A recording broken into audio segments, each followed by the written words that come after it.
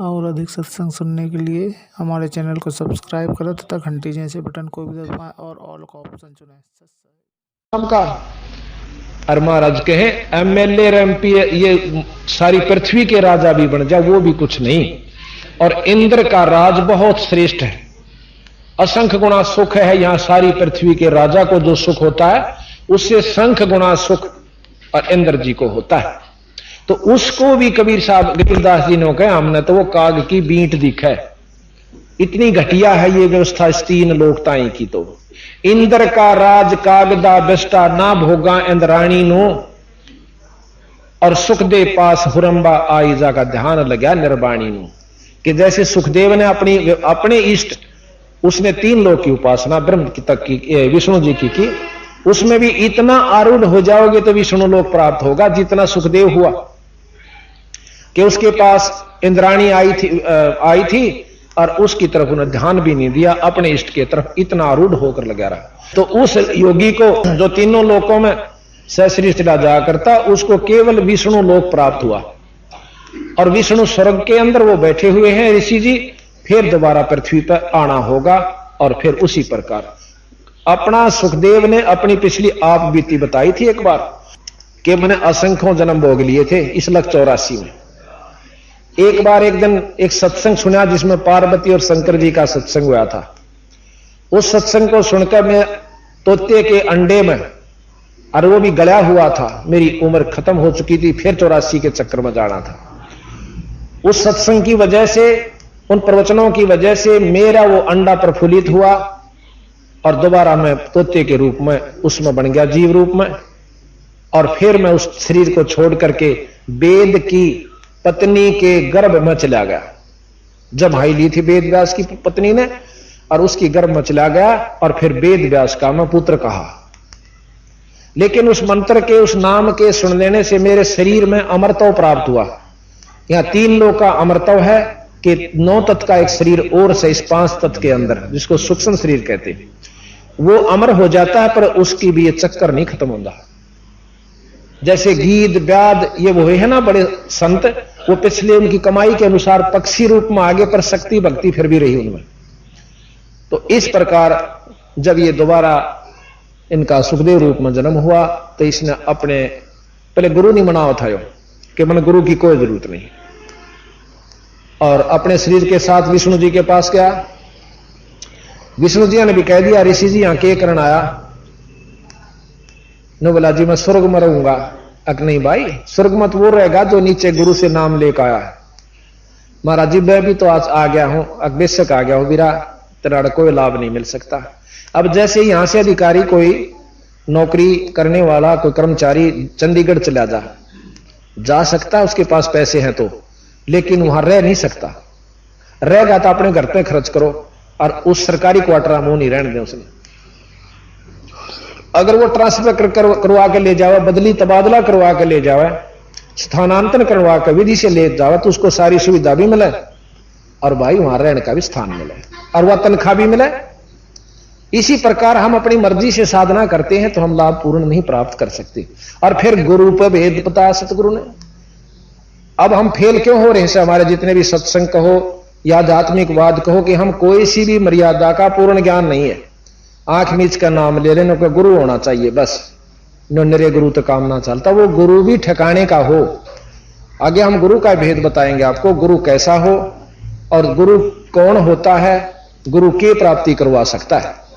तो गौर उस पर सुखदेव जी ने अपनी आप बीती बताई कि एक बार मैं गधा हो गया, गधा की जो नहीं भोग रहा था, ज्यादा काम लिया मेरे मालिक ने, अंधा हो गया। अंधा हो जाने से मालिक ने भी छोड़ दिया। तो फिर मैं चलता चलता एक गहरे खड्डे में गिर जाता हूं। नाला सा था, रास्ता था आने जाने वालों का। गांव से 3-4 किलोमीटर की दूरी पर मैं पड़ा हुआ था। मैंने विचार किया कि कोई भक्त आत्मा आवेगा, मैंने काट देगा, इसमें निकाल देगा, लेकिन किसी ने निकाला नहीं। इक्का दुक्का आवे, वो ये विचार करके चला जावा कि मेरे पता निकले नहीं, और मेरे ऊपर पांव और टेक के पूड़ी बना दिया, परली पार हो जावे। कहते हैं मैं 7 दिन भुगत कर वहां अपना शरीर त्याग गया, अन्न पानी ना मिलने की वजह से। और फिर वो दिन मुझे याद आवश्यक कि एक बार भी जरा सी भूल कर दी तो ये 184 फेर खड़ी से त्यार। उस भय के मारे मैं 24 घंटे परमात्मा को याद रखता हूं, अपनी साधना में रहता हूं। तो इस प्रकार सतगुरु कबीर साहब ने बताया कि जटकुंडल ऊपर आसन है सतगुरु की सैल सुनो भाई। इस शंकर भगवान का एक जटा कुंडली धाम है। आज आपने देखा होगा ना, शंकर भगवान का चित्र दिखाएंगे जिसमें तो गंगा काट रखी है। ये आपने देख रहे हो कि इसमें तो शंकर भगवान के चित्र में गंगा जी बाहर आ रही है, जटा में तो ये कबीर साहब महाराज कहते हैं ये कति भूल भुलैया से न बेरा को नहीं चित्र बनावनिया ने और शास्त्र विद्यों ने ये चित्र देखा भगवान शंकर जी का, और इसमें से जटा, स्किन की जटा से गंगा निकलती हुई आपने दर्शन करे। ये गलत है। कबीर साहब ने बताया कि एक जटा कुंडली नाम का एक तीर्थ है ऊपर कैलाश पर्वत पे, शिव के धाम में, शिव के लोक में। जिस प्रकार यहां भाखड़ा डैम बना हुआ है ना, वहां आपने किसी ने देखा हो, हम देख के आए थे। बहुत पर्वतों के बीच में इतना चारों तरफ से बहुत पानी उसमें भरा हुआ है, और कहते हैं अगर वो डैम टूट जावे तो सारे हिंदुस्तान पे 10-10 फुट पानी खड़ा हो जाए, इतना उसमें पानी जमा है। अब भाइये से कहने का कि हमने इन शास्त्रों को सुना जरूर पर नो नहीं समझा, इसमें कह के रखा है। एक जटा कुंडली नाम का एक ऐसा वहां पर बहुत बड़ा सरोवर है, और उसमें सतलोक से आकर गंगा पड़ी है। जब ये ऊपर से आई तो गंगा निरंजन लोक में आई सतलोक से, और फिर निरंजन से आगे आई ब्रह्मा के लोक में। इसका इतना तेज बहाव था कि उसने उसमें शंकर जी ने उस जटा कुंडली में रखा, और 6 महीने में वो जटा कुंडली भरकर पूरी हुई। फिर वो भरने के बाद ऊपर से पानी चला, वो नीचे आकर के कहते हैं वो पर्वत पर हिमालय की इधर पड़ा, जहां पर फिर पर्वतों के नीचे से आकर के वो गौमुख के रूप में निकली। अब यहां हम दिखाते हैं कि शंकर भगवान अपनी जटा में 6 महीने रोक ली। सिद्ध पुरुष हैं, वैसे भी रोक सकते हैं, कोई ऐसी बात नहीं, क्योंकि अगस्त ऋषि ने 7 समुद्रों को एक घूंट में पी लिया था। एक महाराज के गरीबदास जी कहते हैं एक सिद्धि सब सागर पीवे, एक सिद्धि बहुत उपजीव है। एक सिद्धियां हैं ये, पर आत्म कल्याण नहीं है। तो यहां महाराज कहते हैं जट कुंडल ऊपर आसन है सतगुरु की सैल सुनो भाई। ये जट कुंडल सबसे ऊंचे स्थान पर है, बहुत कठिन स्थान जगह पर है। कहते इससे भी ऊपर सतलोक हमारा है, जहां बंदी छोड़ कबीर साहब चले जाते। जट कुंडल ऊपर आसन है सतगुरु की सैल सुनो भाई, जहां ध्रुव लाद भी ना पहुंचे और सुखदेव ने मार्ग ना पाई। जहां सतगुरु कबीर साहब का धाम है वो ये सुखदेव ऋषि भी नहीं जा सके, जो कि सह शरीर उड़ जाया करते थे। और हम किसी योगी ने नो देख लिया हो तो भाई बहुत गणा तपस्वी है, और शरीर ने नो इतना ऊंचा ठा ले से। ये कोई खास बात मत समझना। अगर सार नाम है, सतनाम है, तो उसकी मुक्ति से ना तो ये खिलौने के कितनी बार बना बना के बिगड़ चुके हैं। और ये जादूगरी काम नहीं देंदी वहां पर। जब सही तत्व का स्थान आवेगा, जहां जन्म मरण और आत्म कल्याण का स्थान आवेगा, वहां ये काम नहीं देगी बचने के लिए। तो अब हम आपको बताते हैं कबीर साहब के बारे में कि नानक साहब ने भी कबीर साहब से उपदेश प्राप्त हुआ। ऐसी नई नई बात हमने भी सुनी जब ऊपरी सी लागी। अकिया अच्छी और पचौड़ सी बात कहे से एक साधारण सा मनुष्य कवि और भगत कबीर साहब को इतनी बड़ी मान्यता दे रहे। अब हमने लाल की कीमत का ना बेरा हो तो हम उसको एक कंचा समझ सकते हैं, एक पत्थर समझ सकते हैं, और जौहरी के पास ले जाएंगे तो उसकी करोड़ों कीमत देगा, और 6 बार नमस्कार करेगा कि लाल के तो दर्शन भी अच्छे होते हैं। तो इस प्रकार जब हमने इसकी कीमत का पता चला बंदी छोड़ कबीर साहब की का, और जानकारी हुई कि तो पूर्ण परमात्मा थे, तो आज हम इनको भगवान कहते हैं। एक बार श्री नानक जी तलवंडी, जो कि आजकल पाकिस्तान के अंदर है, वहां कालू राम मेहता के घर में इनका जन्म हुआ। बचपन से ही बड़े सिद्ध पुरुष थे, क्योंकि पिछले जन्मों की भक्ति इनके साथ थी। कबीर साहब ने इनको बताया कि नानक साहब, आप सतयुग के अंदर अम्बरीश राजा थे। अम्बरीश राजा के रूप में आपने इतनी भक्ति करी कि दुर्वासा ऋषि बहुत बड़े सिद्ध पुरुष थे, उन्होंने आपके ऊपर एक शक्ति छोड़ दी, सिद्धि छोड़ दी, चक्कर सुदर्शन आपका सिर काटने के लिए। और वो सुदर्शन चक्कर आपके चरण छूकर अम्बरीश राजा के, और उल्टा इसको दुर्वासा जी को मारने के लिए उनके पीछे भाग लेता है। और वो दुर्वासा अपनी सिद्धि से उड़कर तीनों लोकों में प्रार्थना करता है, ब्रह्मा जी से मुझे मेरी जान बचाओ। ब्रह्मा जी ने बोले यहां से भाग जा, मेरे बस की बात नहीं है, ये तो बहुत कसूती उग्र रूप धारण करके जो है चक्कर सुदर्शन साथ आपके आ रहा है, मेरे बस का नहीं, जल्दी भाग यहां से। फिर शंकर जियां के पास गए, शंकर जियां ने भी हाथ जोड़ लिए, बीरा विष्णु जियां दौड़ जाओ।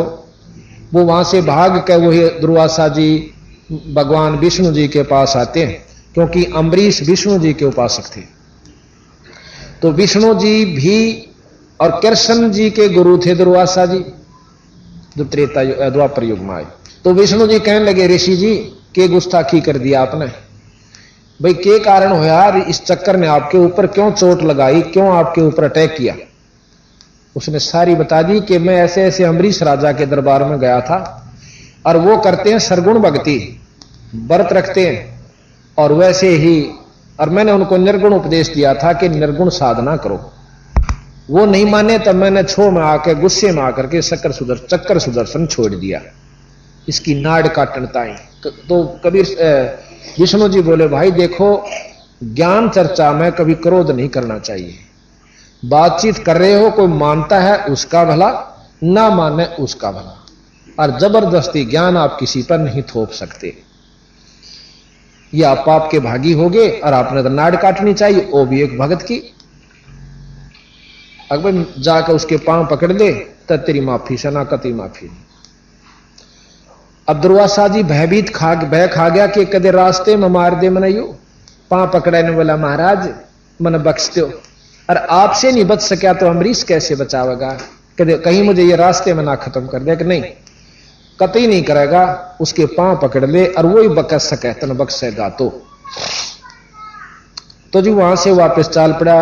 दुर्वासा जी अम्बरीश के दरबार में आ जाते हैं। राजा अम्बरीश के चरणों में सर टेक दे, का मेरी जान बख्श दो, मेरी जान बख्श दो ऋषिवर, मेरे से गलती होगी। अम्बरीश ने वो चक्कर सुदर्शन पकड़ का हाथ में और उसके मस्तक का ला दिया कि ले तेरा वापस। पर देखे ख्यास करिए, भक्ति के भाव तेरा आ करो। कितना बड़ा सिद्ध पुरुष हो, कितना साधक हो, कभी भक्ति को भंग करके उबर नहीं सकता। तो ऐसे भी आप नानक जी को बता रहे हैं कबीर साहब कि ऐसे ऋषि भी रहे आप अम्बरीश रूप में, पर तेरी मुक्ति नहीं हुई बीरा। ये निरंजन तक की उपासनाएं हैं। आपका दूसरा जन्म त्रेता युग में हुआ, आप जनक विदेही हुए, जो कि सीता जी के पिताजी थे, राजा जनक। और आपके अंदर इतनी शक्ति थी कि जाति समय जब यहां से आप गए, हां, और राजा जनक जो है सुखदेव ऋषि के गुरु हुए। जो सुखदेव ऋषि इतने योगी हुए कि तीनों लोकों में चले जाया करते उड़कर, उनके गुरु राजा जनक हुए। और राजा जनक जाति दफा जब स्वर्ग में जान लागे, रास्ते में एक नरक पड़ा था। उस नरक के अंदर जीव बहुत बुरी तरह तड़फ रहे थे, 12 करोड़ जीव उसमें भुगत रहे थे। तो राजा जनक ने पूछा अपने पार्षदों से, जो उनके साथ उनको लेकर आदर से विमान में लेकर जा रहे थे विष्णु लोक की तरफ। कहने लगे, ये क्या आवाज आ रही है, इतनी मार्मिक हृदय विदारक चीख, क्या की सब भाई? तो उन पार्षदों ने बताई कि यहां पर एक नरक है, उस नरक में जीव अपनी करनी भरनी भुगत रहे हैं। और वो चिल्ला रहे हैं कि ये कितने दिन भुगतेंगे, ना जाने कितने युगों तक इनको इसमें भोगना पड़ेगा। तो उन्होंने पूछा कि इनका कोई समाधान हो सकता है? अग जी कोई समाधान नहीं धर्मराय बता सके। धर्मराय को बुलाया वहीं पर जनक जी ने, और धर्मराज आ जाता है। कहने लगा, हां ऋषि जी, कैसे याद किया कि ये जो जीव जो दुख पा रहे हैं नरक में, इनका कोई समाधान है? अग्नि जी ने अपनी करनी भोगनी पड़ेगी। अकबर मेरे तक नहीं देखा जानता, अगर ना मांग जाऊं जब तक इनका छुटकारा नहीं हो जाएगा। तो राज ने सोची कि अच्छा पंगा पाया इन्हें। जो बोला एक समाधान है, आपने अपने पुण्य देने पड़ेंगे और ये कुछ समय के लिए बाहर आ जाएंगे। जो बोला मैंने मंजूर है। तो अपने पुण्य राजा जनक ने उन नरक वाले जीवों को संकल्प किया, तो वह जीव नरक से बाहर आकर के स्वर्ग में भेज दिए। अब विचार सुनिए, बहुत ध्यान पर सुनने की बात से, ये कथाएं नहीं है। इन कथाओं से हम महाराज ने सार निकाल कर दिया। फिर अब काल की क्या व्यवस्था है कि राजा जनक ने खूब भक्ति करी, पुण्य किया और रास्ते में छल कपट करवा दिया इसी काल निरंजन ने, और वो पुण्य उसका अक्षीण करवा दिया। राजा जनक बैठा स्वर्ग में जाके फिर नानक के रूप में प्रकट कर दिया तलवंडी पाकिस्तान में। तो ये बात कबीर साहब ने नानक साहब तो बताई। इब दिल तो कांप जैसे जब इतनी भक्ति करी विराट तो भी उल्टे चक्कर काट रहा से, मुक्ति कहां हुई थारी? तो न बोला जी फिर के करा, पर मैं तो जो है एक निराकार ज्योति अंदर मुझे दर्शन देती है, निरंकार, मैं उसका जाप करता हूं और वो मुझे पूर्ण रूप से दर्शन दे रही है। कबीर साहब ने बोले ध्यान लगाओ। जो बोले नानक साहब तेरे 60,000 जन्म हो लिए जब तक तू सतलोक से आया और हमसे बिछड़ा बेटा, तेरे 60,000 जन्म हो लिए बच्चा, और तू सथाई नहीं हो, और तेरे जैसे महान भगत भी चक्कर काटते हैं तो और आम जीव कहां मुक्ति की बाट देखे इंतजार करते हैं, कहां आशा रखते हैं मुक्ति की। नानक साहब का पसीने आए कि के समाधान महाराज, कि मैं नाम दूं, सतनाम मेरे पास है, और जब तेरी मुक्ति हो, काशी में रहता हूं जुलाया आंसूबाई, काशी के अंदर किसी ने पूछ लिए कभी तेरा दिल करे तो आ जाए, पर तू निरंकार की जो उपासना करता है, अब ध्यान लगा, वो ज्योत और वेद भी आखिरी परमात्मा की प्राप्ति उस ज्योति के दर्शन बताते हैं। प्रकाश में तेजो में परमात्मा सहस्रार कमल दल में है। सहस्रार कमल दल का मतलब 1000 कमलों वाला, 1000 पंखड़ियों वाला वो स्थान जहां पर 1000 ज्योतियां न्यारी न्यारी चमक रही हैं, उसको आखिरी धाम और निरंजन धाम, चौथी मुक्ति, वो योगी प्राप्त करते हैं जब सहस्रार कमल में पहुंच जाते हैं। सहस्रार कमल में ज्योत नजर आती है, उस ज्योत को देखकर ये भगतजन अपनी आत्मा को प्रसन्न तथा मुक्त समझ लेते हैं। कबीर साहब ने बोले ध्यान लगाओ, ध्यान लगा तो ऊपर पहुंचे, सारा कुछ दिखा कर निरंजन का लोक, विष्णु का लोक, शंकर जी का लोक, गणेश जी का लोक, सब लोग दिखाए और फिर अपने लोक में निरंजन का लोक दिखाया। उसके बाद इस अंड ब्रह्मांड को पार करके अपने लोक में ले गए, सतलोक में। वहां जाकर के कबीर साहब आसन पर, सतपुरुष अपने आसन पर बैठे हुए और कबीर साहब चंवर करते हैं। अब नानक साहब के अंदर विक्षेप आता है कि रब तो ये होना जड़ा नीचे थल्ले बैठा है, ये उत्ते जो खड़ा है कबीर, ये तो इसका कोई अनुचर होना, कोई सेवक होगा। इतनी बात मन में आई थी। कबीर साहब तो वहां बैठ जाते हैं सतपुरुष के आसन पर और सतपुरुष खड़े हो जाते हैं और कबीर साहब पर ऐसे चंवर करते हैं। फिर इतने में विचार कर ही रहा था कि ये क्या हुआ। इतनी देर में कबीर साहब के अंदर वो सतपुरुष समा जाते हैं और केवल कबीर साहब रह जाते हैं। और फिर वहां से उसकी सुरत को नानक साहब की जो आत्मा थी उसको नीचे शरीर में भेज दिया। भाई इतना देख कर नानक साहब के बहुत कसक हुई कि तूने तो पूर्ण परमात्मा रब को और अपनी अज्ञानता के कारण खो दिया, और जब ईब का दर्शन हो जाए तो मैं उसको उनके चरण कमल पकड़ के और बहुत याचना करूंगा। फिर याद आता है कि वो खुद बता के गए कि मैं काशी में रहता हूं। तो नानक साहब इतने आत्म विभोर हो जाते हैं, इतना मद नशा चढ़ जाता है परमात्मा की उस सच्ची लगन का, कि कहते हैं वाहे गुरु सतनाम, वाहे गुरु सतनाम, कि वो गुरु जो मैंने ऊपर देखा अपनी सुरत द्वारा उस लोक में, सतलोक की जो झलमल ज्योति देखी, तो ये दूसरे लोकों की जो रोशनी है वो उससे बहुत फीकी नजर आई। जैसे जीरो का बल्लभ भी ना रोशनी हो अंधेरे में वो बहुत काम कर देवा है। 60 का जब वाट का बल्लभ चसेगा तो जीरे वाला चश्बर जरूर रहा है, पर उसके ज्योति का रोशनी का महत्व नहीं रहता। इसी प्रकार मरकरी बल्ब के सामने 60 वाला भी कुछ काम नहीं करता, पर जग जरूर रहा है। उससे ऊपर जब सूर्य निकल आता है तो वो सब बल्ब काम नहीं करते और चांदना केवल सूर्य का ही प्रकाश उनके सामने बहुत ज्यादा होता है। इसी प्रकार जब सतलोक रोशनी प्रकाश सब लोकों में है। अब ये ध्यान से सुनते जाइए, जो 7 दिन इस बात को सुनेंगे वो आखिरी दिन के निचोड़ को पूर्ण रूप से पकड़ पाओगा। प्रकाश हर इष्ट का है, हर देव का है। हम केवल प्रकाश को देख करके अपनी आत्मा की सफलता तथा कल्याण समझ लेते हैं, ये कबीर साहब ने बताया गलत है। अंधेरे में एक मच्छर या तीतली या जुगनू पतंग देख लेते हैं कि 0 का बल्ब चस गया, उसके चारों तरफ मंडराते हैं। 60 का जब चस जाता है तो उस 0 के छोड़ के 60 वाले पर चले जाते हैं, और जब और ज्यादा बड़ा तेज चस जाता है उसको भी छोड़कर वहां चले जाते हैं। सबसे पहले उन्होंने 0 वाले बल्ब को भी सत्य माना था, क्योंकि अंधेरे में वही काफी था। जब उनको बेरा पता चला कि एक और रोशनी है तो उसको त्याग कर वहां पहुंच जाते हैं। इसी प्रकार हमने अभी तक रोशनी सुनी जरूर है, शास्त्रों में भी सुनी है।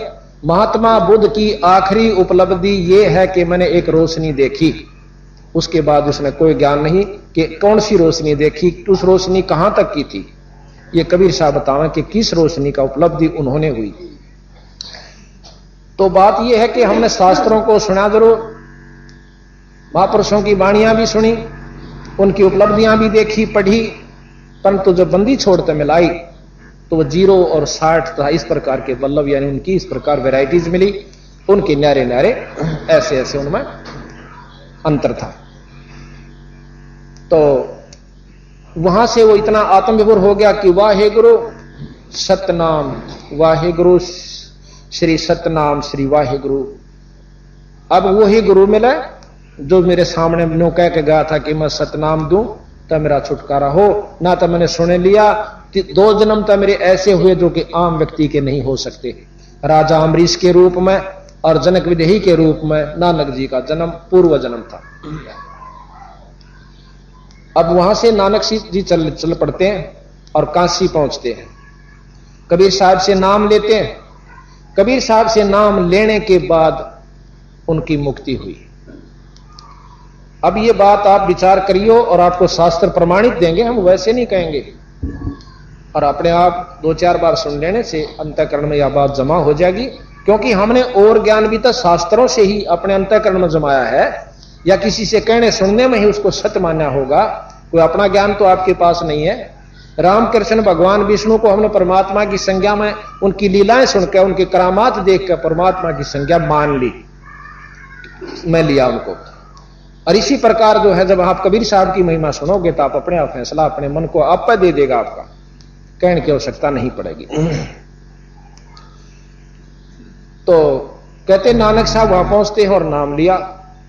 जब नानक साहब का छुटकारा, अब गरीबदास जी अपनी वाणी में प्रमाण देते हैं कि झांकी वेख कबीर की नानक कीती वाह, और वो सखा का गल पड़ी कौन छुटावता। झांकी किसे कहते हैं? 26 जनवरी के ऊपर आप नारे नारे राज्यों की अपनी अपने उस राज्य में जो भी अति उत्तम व्यवस्था होती है, बहुत सुंदर सुजित उसको सज्जित करके सुसज्जित करके दिखाया जाता है। और उन उसको झांकी कहते हैं, झलक कहते हैं। और जो सबसे अच्छी झांकी होती है उसको पसंद करके इनाम दिया जाता है।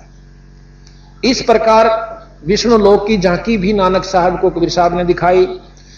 शंकर लोक जी की भी, शंकर जी के लोक की भी झांकी दिखाई, और ब्रह्मा के लोक की झांकी दिखाई, गणेश जी के लोक की दिखाई, और सब लोग दिखा के माता और निरंजन ब्रह्म तक की दिखा करके अपने पूर्ण ब्रह्म की तरफ वो ले गए।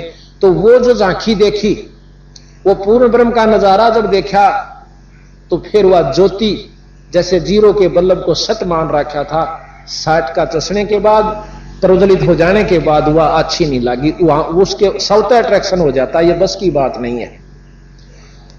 आज हमारा मुख्यमंत्री से मेल हो और एक प्रधानमंत्री का नुमाइंदा मिल जाती, सा बौड़ा कोई नहीं सके, पाछे न रह जाएगा। तो जब तक हमने जहां तक ज्ञान है उतना अवश्य, परंतु जब पूर्ण लाभ का ज्ञान होगा कि सच्चे ये जो संत है, ये परमात्मा हमें ये लाभ दे सकता है, तो हम उसकी तरफ स्वतः अट्रैक्ट हो जाएंगे, कहने की आवश्यकता नहीं पड़ेगी। अब नानक साहब के बारे में आपको वर्णन देते हैं थोड़ा सा, फिर ध्यान दीजिए। और फिर बालाजी, उनके मर्दाना जी 2 शिष्य थे, उनकी भी वाणी इसमें लिखी हुई है।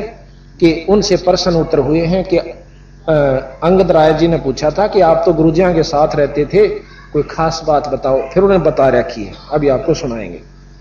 तो नानक साहब ने, महाराज कहते हैं, झांकी वे कबीर की नानक कीती वाह, और वो सिखा के गड़पड़ी इब कौन छुटावेता। हमने कल भी आपको बताया था, पंजाब में भी हमारे आश्रम गरीबदास जी के 100-150 आश्रम है। गरीबदास जी छुड़ानी के अंदर, जैसे कल बताया था कि चौधरी बलराम जी के घर में धनखड़ गोत में गरीबदास जी ने जन्म लिया, और इनको जो कबीर साहब ने दाके दर्शन दिए अपने लोक थे सतलोक से, और वो नाम दिया, सब लोक दिखाए, वो वाणी सारा विवरण जो आख्या देखा उन्होंने इसमें लिख दिया। कबीर साहब गरीबदास जी के कम से कम भी 20-25 आश्रम हरिद्वार के अंदर है। गरीबदास जियों के आश्रम पंजाब के अंदर कम से कम 150 और 140 के आसपास गरीबदास जी के नाम का आश्रम है। कुटिया है गांव-गांव में, और वहां पर इस वाणी का पाठ होता है। अब नानक साहब की वाणी आपने सुनी होगी, ग्रंथ साहब, उसके अंदर क्या है, 48 घंटे चलती है वो वाणी। उनके अंदर 39 संतों की वाणियां हैं। प्रथम नानक साहब की, फिर उनके 10 गुरुओं की, सिखों की, फिर कबीर साहब की सारे ग्रंथ में 40% वाणी है। 60% में वो 10 गुरु जी भी आ लिए, और साथ में 39 संतों की वाणी, जैसे कबीर साहब, नामदेव जी, नाभाजी और मीराबाई, और भी बहुत से संतों की है, रविदास जी, इन सब को मिलाकर के एक संग्रह किया गया। तो इन सब का एक संग्रह करके ग्रंथ साहब बनाया गया। उस वाणी के ज्ञान से प्रतिदिन पाठ होते हैं। और गरीबदास महाराज ने अकेले ने 48 घंटे की वाणी लिख रखी है, बस ठीक है, 48 घंटे की। उसी ग्रंथ के बराबर अकेले महाराज गरीबदास जी की वाणी है, जिसमें ज्यों का त्यों वर्णन, 4 वेद, 6 शास्त्र, 18 पुराण, 11 उपनिषद, महाभारत, गीता, भागवत, रामायण और मुसलमान धर्म, ये हमें कहां तक लाभ देते हैं। और फिर अपनी बताई कि भाई इस पर काम नहीं चलता। तो इन बातों का ज्ञान नानक साहब को कबीर साहब ने दिया। तो उसके बाद कबीर साहब ने ये पंथ चलाया, जिसको शिष्य पंथ। सिख कोई धर्म नहीं होता, शिष्य, पंजाबी में शिष्य को सिख कहते हैं।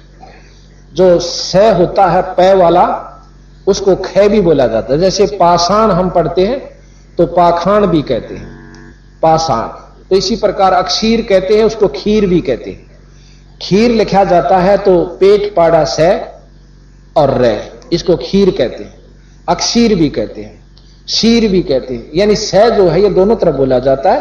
तो सिख कहा, जो उपदेशी होते हैं उनको शिष्य कहते हैं। अब फिर बाद में 10वें गुरुजिया ने उनकी अलग से वेशभूषा बना दी। वो वेशभूषा सिख नहीं है, जो शिष्य होते हैं वह सिख। बड़ी तेज कर, अब आप ध्यान से सुनिए। श्री नानक जी युगों युगों से निरंजन की भक्ति करते आ रहे थे। निरंजन के बारे में आपको बताएंगे कल। आज हमारा एक बोर्ड बन जाएगा जिसमें सारा वर्णन दे रखा है, निरंजन कहां तक की उपलब्धि देता है, क्या है वो।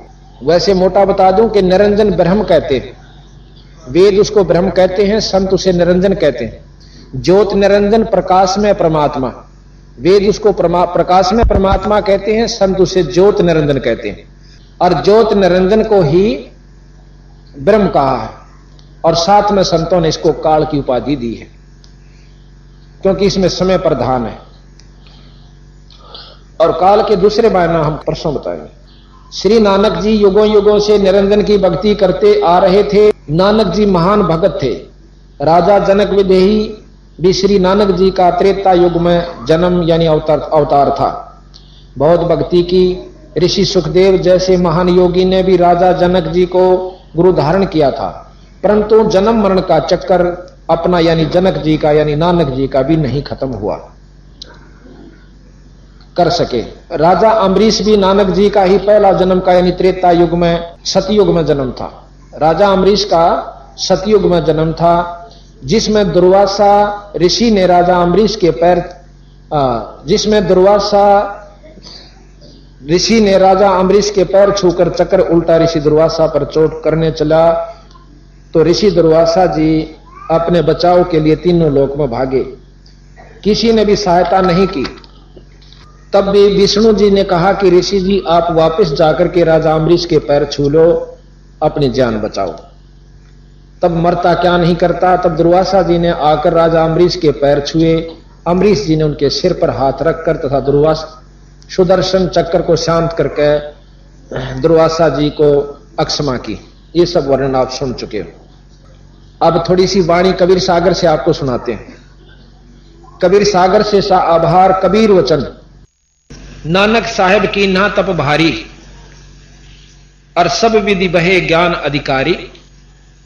भक्ति भाव ताको सिखलाया, ता पर सतगुरु की नहीं दाया, दाया कहते हैं दया को। ये संत भाषा होती है, इसमें थोड़े अक्षरों का, क्योंकि पद भाग के अंदर जो है थोड़ा अंतर हो जाता है भाषा में। जिंदा रूप धरे तब साईं, प्रभु पंजाब देश चल आई। जिंदे का एक ऐसा देश होता है, सफेद कुर्ता और एक बोथा बांध लिया, सफेद चादर और लंबा टोप, उसको जिंदा रूप में मुसलमानों में ज्यादा प्रचलित है। ये जिंदा नाम के संत। जिंदा रूप धरा तब साईं, प्रभु पंजाब देश चल आई। अनहद बाणी कहो पुकारा, और सुन के नानक नजर दरस निहारा। नानक साहब बैठे थे, कबीर साहब इतनी दूर बैठ के अपने ये बात सुनाने लागे कि जिस प्रकार गरीबदास जी ने कहा कि अदली आरती अदल पठाऊं, युगा युगा का लेखा ल्याऊं, जा दिन ना थे पिंड नहीं प्राणा, नहीं पानी पवन जमी असमाना, कच्छ मच कूरम ना काया, चंद सूरज ने दीप बनाया, शेष महेश गणेश ना ब्रह्मा, नारद सारद ना विश्वकर्मा, सिद्ध 84 ना 3300, 9 अवतार नहीं 2400, 5 तत्व ना ही गुण तीना, नाद बिंद ना ही गट सीना, चित्रगुप्त ना कृत्रम बाजी, ये धर्म राय ना पंडित का जी। भाई धूं धूंकार अनंत युग बीते, जादन कागज कहो किन चीते।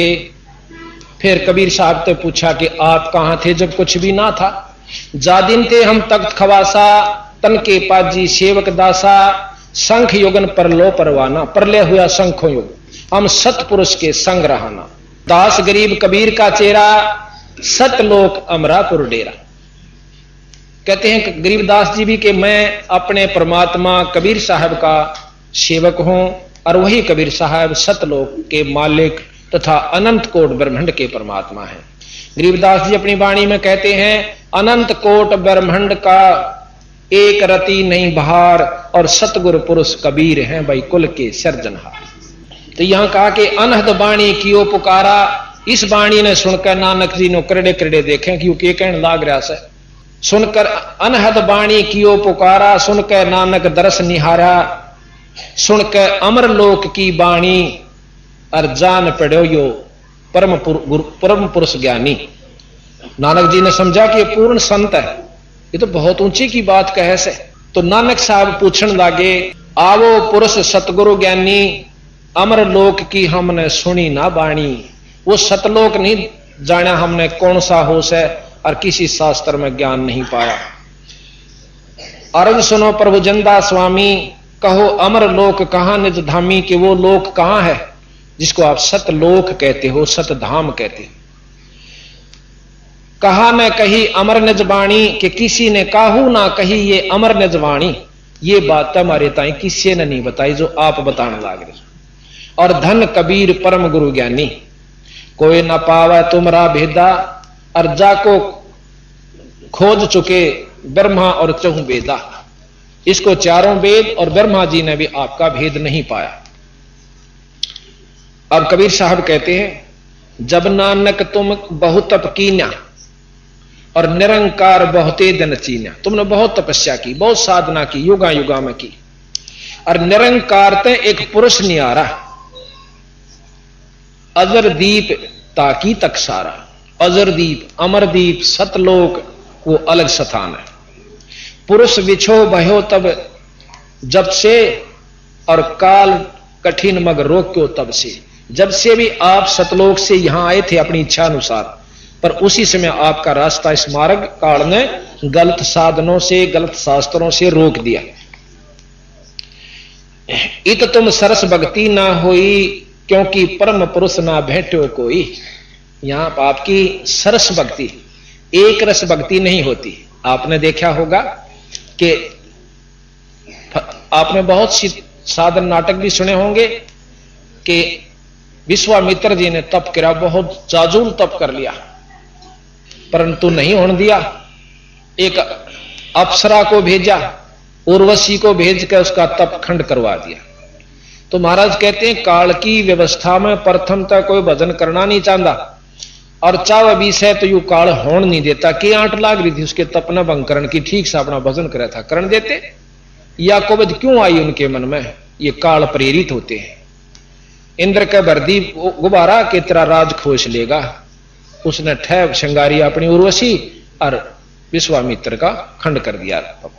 तो महाराज कहते हैं ये इत तुम सरस भक्ति ना होई, क्योंकि परम पुरुष कोई ना भेंटा कोई। आपको सतमार्ग दर्शक नहीं मिला, आपको रास्ता सही नहीं मिला। इस करके कोई तो तप पे लाग रहा है, कोई गीता पढ़ के मुक्ति चाहे, कोई पुराणों को पढ़ के मुक्ति चाहे, कोई वेदों के ज्ञान को कंठस्थ वेद घोट लेने को ही मुक्ति समझता है, और कोई कुरानों को और मुसलमान भाई अपने उन ओछी साधनों को ही अपनी मुक्ति का साधन समझते हैं। तो बंदी छोड़ कबीर साहब ने दोनों धर्मों की जो कमियां थी वो ज्यों की त्यों कही, और खड़े होकर बाजार में कही, और सब धर्म सब मतलब उनके मंडलों में जाकर कही जहां पर विद्वान और उनके मौलवी और पंडित और काजी बैठे हुआ करते थे। और उस समय आज कोई कह के दिखा दो अरब कंट्री में जाके एक भी लफ्ज और इस्लाम धर्म के खिलाफ। और कबीर साहब ने सरेआम, जबकि मोहम्मद इसमें दिल्ली के अंदर सिकंदर लोधी राजा होया करता था, बहुत क्रूर बादशाह था, जो बहलूल लोधी का पुत्र सिकंदर लोधी था, वो बहुत क्रूर राजा था। उसको ऐसा ठोक ठोक का जवाब दिए थे, और उसने कोशिश करी थी कि कबीर साहब ने खत्म करवा दूं। उनकी परीक्षा लेनी चाहिए थी कि तू भगवान है? अका मैं अल्लाह हूं, मैं खुदा हूं। कबीर साहब ने कहा, एक गऊ मंगा ली, हजारों आदमियों के सामने रुआ काट दी। वह गाबन थी, मां और बच्चे के 4 टुकड़े हुए। ने बोला अल्लाह में यह गुण होता है कि इसको जीवित कर सकता है। कबीर साहब ने बोले मेरा अल्लाह का यही गुण नहीं होता कि किसी मुर्दे ने जीवित कर दे, अल्लाह के और भी बहुत गुण होते हैं। केवल एक ही सिद्धि से भी आप अल्लाह मत स्वीकार करना, पर इसने जीवित जरूर कर दूंगा। कबीर साहब ने 2 चुटकी मारी थी, 2 थाप उस बच्चा कर गऊ का, दोनों उसी समय जुड़ जाती है, और ला के बाछड़ा दूध ठोक दी, दूध की देग ठोक दी। बोल बंदी छोड़ महाराज की जय। ये तो 600 साल पहले का इतिहास है, कि देखो न सोचे गपोड़ मार रखे होंगे यार। जिसका नहीं यकीन हो उसकी अपनी बुद्धि वहीं तक काम करती है। परमात्मा में ये गुण है जो वो कर सकता है। तो सिकंदर लोधी ने पांव पकड़ लिए दिल्ली के बादशाह ने, अरे बोले आप अल्लाह की जात हो, परवरदिगार हो, मुझे बख्श दो। पालकी में बिठाकर उनके घर छोड़ कर आया था। ऐसे ऐसे चमत्कार आपको आगे बहुत कुछ बताएंगे, जिससे आपको प्रमाणित करके दिखावांगे कि कबीर साहब परमात्मा है। तो यहां के तब तक हमसे बिछड़े भाई, और 60,000 जन्म तू पाई। नानक साहब आपके 60,000 जन्म हो लिए जब तक तू सतलोक से आया है। दर दर जन्म भक्ति भल की नहा, और फिर काल निरंजन चक्कर दीना। तने बहुत भक्ति करी, जितनी बार भी आप यहां पर आए बहुत भक्ति करके गए, और फिर भी आपको जन्म मरण के चक्कर तय काल ने नहीं बचन दिया। ये व्यवस्था से इस ब्रह्मताएं की कि कोई जीव मुक्त नहीं हो सकता। कुछ समय स्वर्ग में बिठा दिया जाता है। स्वर्ग की परिभाषा आपको कल बताई थी। अपनी की हुई पूंजी ने शिमला खाया हुआ 10,000 रुपया ने, वो खत्म होंगे उल्टा है, फिर आ जा, फिर आड़ा मंड जा, फिर खाया हुआ 2 महीने गर्मियां में। ये इतना सुख स्वर्ग में है। यही कबीर साहब बताते हैं। गरीबदास जी महाराज कहते हैं ये रहट का कुआ लोई। रहट तले भरया ऊपर खाली, नीचा भरया ऊपर खाली, और यागड़ बंदा है सब कोई। 88 और 33 करोड़ी देव, यानी 88,000 से 33 करोड़ देवता, और सभी बंधे निरंजन की डोरी, नो रेट की डोरी का बांध रखे। काटे जाओ चक्कर, नीचा आओ भक्ति करो, ऊपर जाकर स्वर्ग में खाओ, फिर चक्कर काटो, फिर गधे बनो और कुत्ते बनो, 184 भी भोगो। क्योंकि गीता जी का श्रेष्ठतम ज्ञान है यहां पर कि जिसे कर्म जीव करेगा वो ज्ञ सरेगा। अब भाई बुरे भी होते हैं, अच्छे भी होते हैं। बंदी छोड़ कहते हैं कि हमारी शरण माए पाछा अपने पिछले कर्मा पर आपके यहां पर क्रॉस कर दिया जाएगा, खत्म कर देंगे। कई भाई यहां ऐतराज करते हैं कि फिर तो परमात्मा न्यायी हो गया। न्यायी नहीं, वो न्यायी है। अब जैसे आपने देखा होगा कि ऐसा कभी नहीं हो सकता कि आदमी मानस मार दे और उसने माफ कर दे, खूब कर दिए जाते, यहां भी कर दिए जाते। आपने उग्रवादी सुने होंगे जिन्हें कई कई आदमी मारने का प्रमाण दिया और सरकार ने कानून तैयार कर दिया कि पिछले थारे जो कसूर से सब माफ, पर आगे मत करियो भाई। और आज प्रमाणित है, एक फूलन देवी डाकू थी, उसके ऊपर भी यही कानून लागू हुआ था। तो बात यह से कहने का कि हम जितनी जानते हैं उससे आगे स्वीकार करने को हमारी बुद्धि तैयार नहीं होती। इस परमात्मा में वो शक्ति है बंदी छोड़ में कि हमारे पिछले पाप कर्मों को खत्म कर देगी। जिस प्रकार कोई नो के हो ही नहीं सकते तो उन्हें इतना ज्ञान है, और हो ही नहीं सकते फिर भक्ति की क्या आवश्यकता रहेगी। जैसे पहले फसल में घास हो जाया करता, नुड़ान का रंधे इतने नुड़ा देते, फिर उसके बाद घास नहीं कटा करता। अब एक ऐसी दवाई चला दी कि उस घास ने खत्म कर देती है पर फसल को नुकसान नहीं करती थी। तो वह पहले भी दवाई पर पहले खोज नहीं पाए। इसी प्रकार ये नाम शुरू से है, पर अब इसकी प्रचलित हो गया तो अब यूं काम कर रहा है जैसे वह दवाई फसल में कर रही है। तुम बड़ भगत बहु सागर आवा, तो और जीव की कौन चलावा। कबीर साहब ने बोले नानक जी तेरे कैसे भगत भी यहां चक्कर काटन लाग रहे, तो आम जीव थोड़ी सी भक्ति ते कहां जाएगा बेचारा। निरंकार सब सृष्टि भुलावा, अब तुम करी भक्ति तो लौट क्यों आया।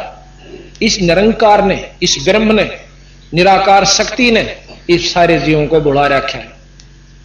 और आपने इतनी अच्छी भक्ति करी फिर वापस क्यों आ गया।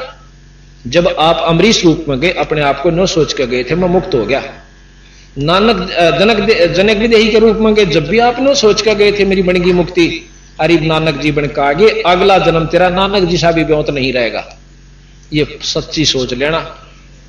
और अपनी शक्ति से वो पिछला सारी बैक रील उनको दिखाई तो नानक जी के पसीने आए।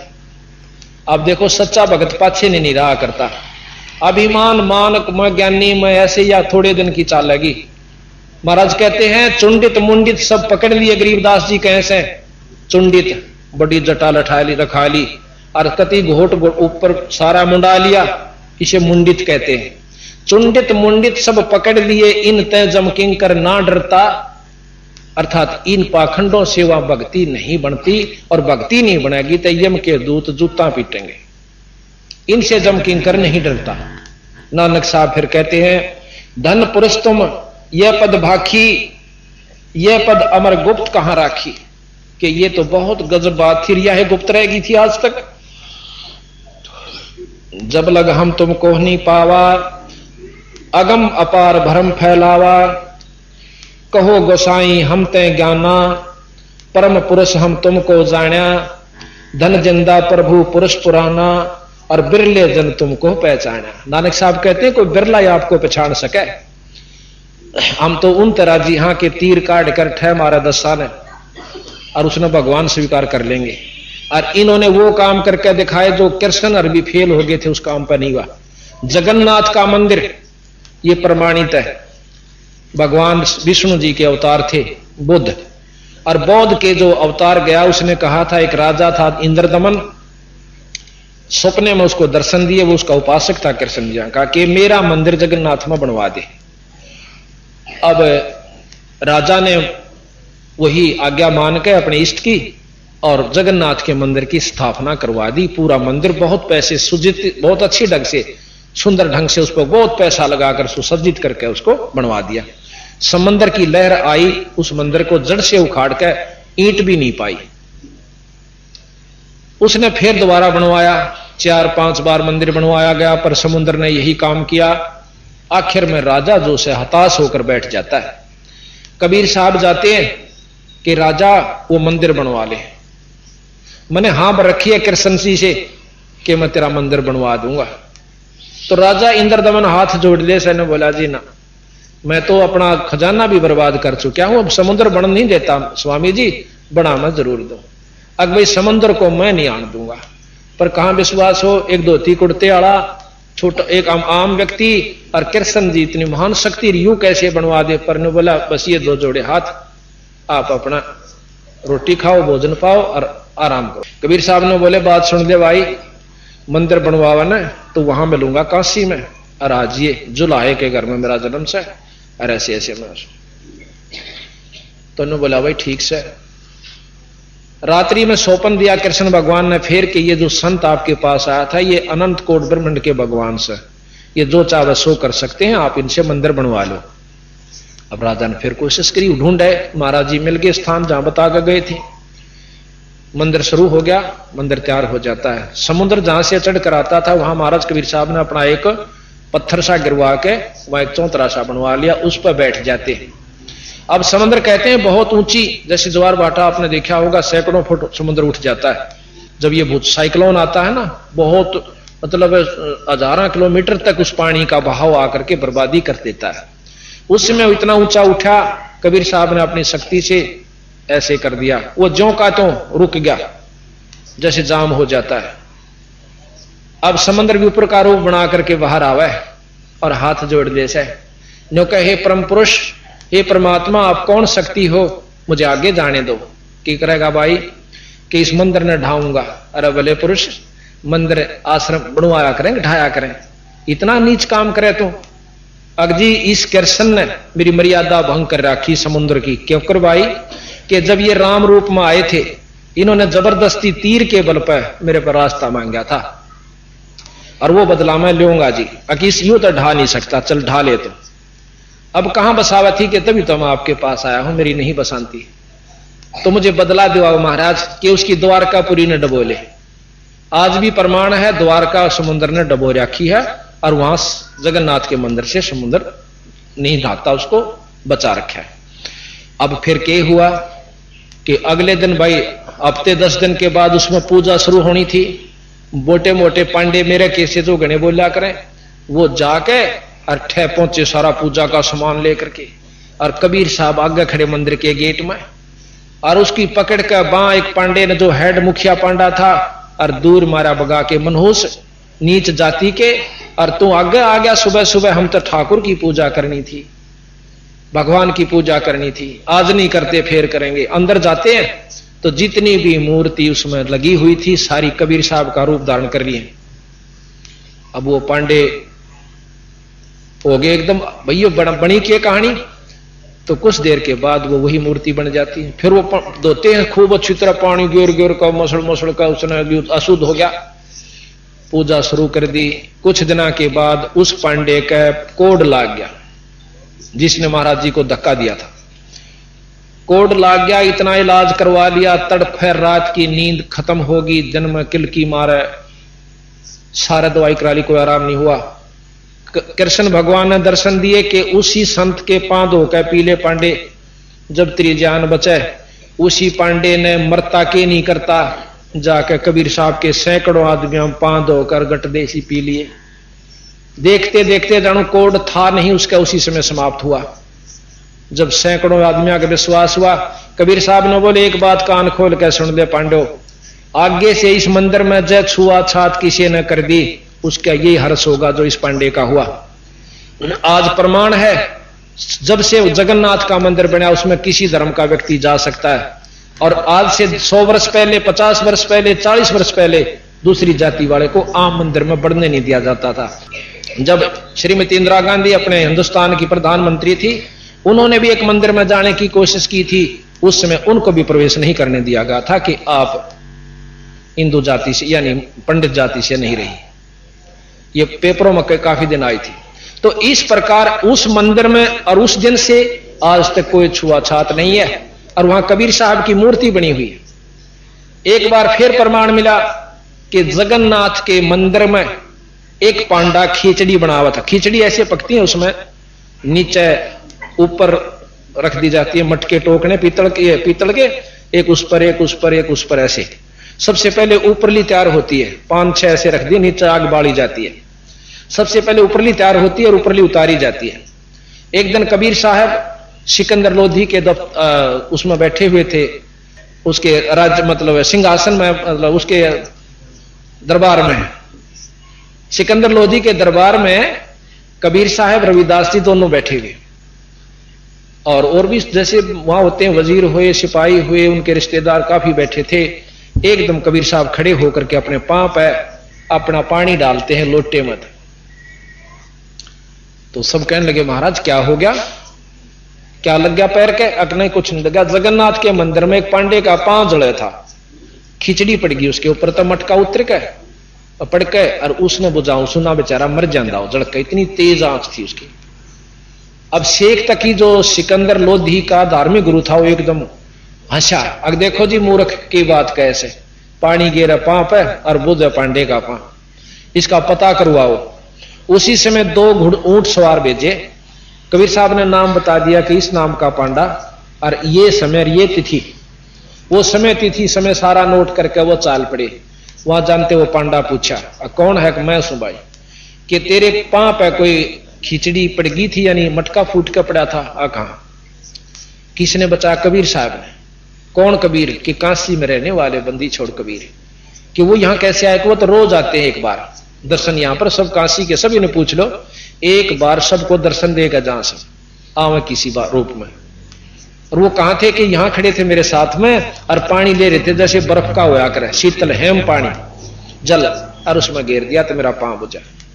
पूरी पता लिख के वो ऊंट सवारों ने, दूतों ने दस्तक करवा लिए, 20 आदमियों के और गुठे लवाए, साथ में पांडे का नाम लिखा, और वह बात ज्यों की त्यों। ये बंदी छोड़ कबीर साहब की महिमा आप सुनोगे जब आपको ज्ञान होगा। तो अब नानक साहब के बारे में चल रही है। बहे दयाल परस्पर गुरु ज्ञानी, और कहो गहो पान परवाना पानी, भली बही तुम हमको पावा। जब ये काशी में पहुंच गए, ऊपर की सारी झलक देख दाख के तो काशी में पहुंच जाते हैं। जब का वर्णन है कि बहे दयाल पुरुष गुरु ज्ञानी, फिर बंदी छोड़ प्रसन्न हो गए नानक साहब पे कि चोखा तने यह बात पहचान ली, मेरे को पहचान लिया। बहे दयाल पुरुष गुरु ज्ञानी, और गहो पान परवाना पानी, कि वाणी के तुम मेरा ये नाम लो। भली बही तुम हमको पावा, और ये सकलो पंथ काल को ध्यावा। ये जितने भी पंथ साधना है ये सब काल की उपासना कर रहे हैं। काल निरंजन, समय के अनुसार जहां पर नष्ट होते हैं उसको काल का राज कहते हैं, और एक ऐसा स्थान है जहां पर काल समय कुछ नहीं है। तुम इन तय अब बहे नियारा, भाई फेर जन्म ना हो है तुम्हारा। अब तुम इस काल से अलग होगे, अब दोबारा तुम्हारा जन्म नहीं होगा। ये कबीर साहब नानक साहब को कह रहे। बली सुरत तुम हमको चिन्हा, और अमर मंत्र ले हम तुमको दीना। अब ये अमर मंत्र दे दिया मैंने आपको, इस नाम का जाप करा करी। सत्सम वेद कही हम कही निज वाणी, और परम पुरुष गत तुम बखानी। अब 4 वेद आपने सुने होंगे, यजुर्वेद, यजुर, श्याम, अथर्वण और ऋग्वेद, और 5वां वेद सस्वम वेद है, सर्वसम वेद जो संतों के पास है। उस वेद का जब 5वें का ज्ञान होता है तब हमें इन 4 वेदों से ऊपर की जानकारी होती है। ऐसा कहा कि सर्वसम वेद कही निज बाणी, और परम पुरुष गति बहुत बखानी। नानक वचन धन पुरुष ज्ञानी करतारा, जीव काज प्रगटे संसारा।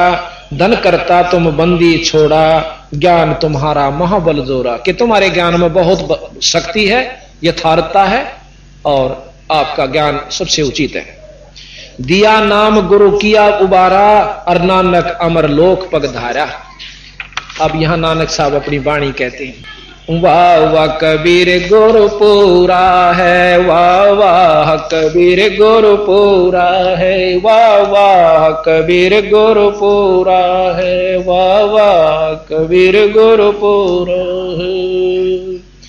पूरे गुरु की मैं बल जावा, पूरे गुरु की मैं बल जावा। जाका सकल जहूरा है, जाका सकल जहूर। वाह वाह कबीर गुरु पूरा है, वाह वाह कबीर गुरु पूरा है।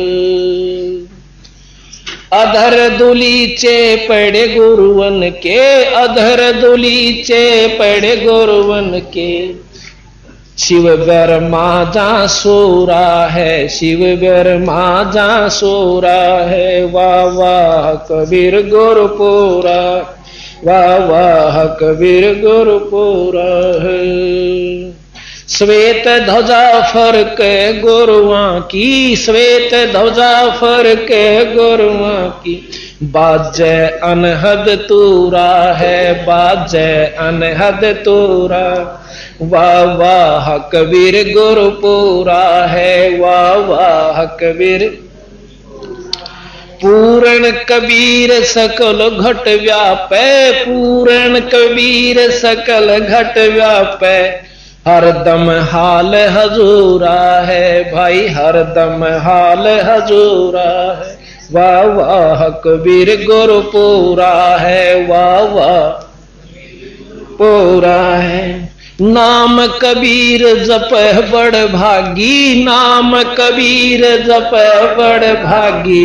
नानक चरण का धूरा है, नानक चरण का धूरा। वाह वाह कबीर गुरुपुरा है, वाह वाह कबीर। इस प्रकार अब हम प्रमाणित आपको कबीर नाम की महिमा वेदा अनुसार बताएं।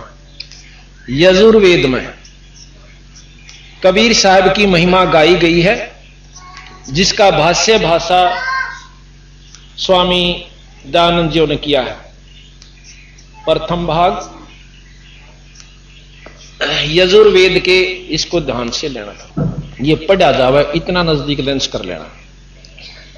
यजुर्वेद के 5वें अध्याय का 32वें श्लोक में आप देखोगे स्वामी जी के द्वारा भाषा भाष्य है, ये उनका सरलार्थ किया हुआ और भावार्थ। अब ये ध्यान से देखिए, स्वामी जियों का सत्यार्थ प्रकाश भी हम आपको बताएंगे, दिखाएंगे। इसमें बुराई मत समझना, ज्यों की त्यों बतावांगे जो इसमें लिख रखा। ये अभी आपने यजुर्वेद में और सामवेद के अंदर कबीर शब्द की महिमा का ज्ञान हुआ।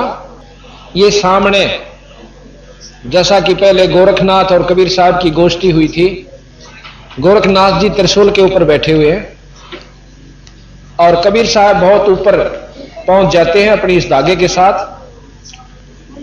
जब गोरखनाथ जी ने अपनी हार स्वीकार की तथा यथार्थ ज्ञान को समझा, सुना और आत्म कल्याण करवाया। दूसरे रूप में पहले उसे एक मछली के रूप में वार्ता हुई थी कबीर साहब तथा गोरखनाथ जियों की। गोरखनाथ जी ने अपनी सिद्धि अजमानी चाहिए थी कबीर साहब के साथ कि ये नहीं जानते होंगे।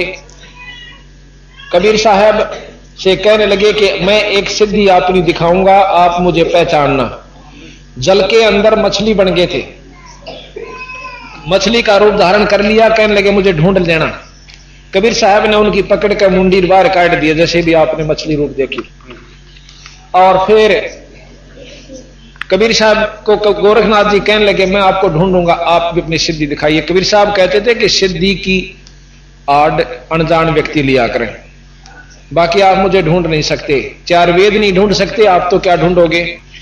महाराज पानी में पानी मिल जाते हैं, कहते यह भी एक सिद्धि होती है, एक सिद्धि 5 तत्व नीरम। एक सिद्धि ऐसी होती है जो 5 तत्व नीर हो जाते हैं, पानी बन जाता है। यह बहुत बिरले साधु को उपलब्ध होती है, बहुत ही बिरले को।